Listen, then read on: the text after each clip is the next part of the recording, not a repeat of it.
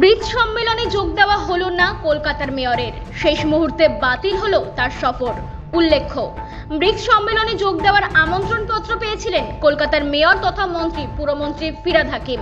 মস্কোর মেয়রের থেকেই আমন্ত্রণ এসেছিল কলকাতার মেয়রের কাছে।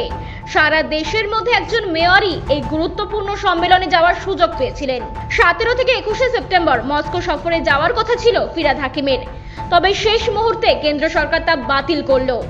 চলুন আপনাদের মূল ঘটনাটা জানাই। দেশের কোনো জনপ্রতিনিধির কাছে এরকম আন্তর্জাতিক আমন্ত্রণ এলে রাজ্য সরকার এবং কেন্দ্রীয় সরকারের ছাড়পত্র লাগে। সর্বপ্রথম মুখ্যমন্ত্রী দপ্তরের অনুমতি লাগে, তবে নবান্নের পক্ষ থেকে বিদেশ যাত্রার অনুমতি পেয়েছিলেন ফিরহাদ হাকিম। তারপর কেন্দ্রীয় স্বরাষ্ট্র মন্ত্রকের ফরেন ব্রাঞ্চের অনুমতির প্রয়োজন হয়। অমিত শাহের মন্ত্রক সেই অনুমতিও দিয়ে দেয়।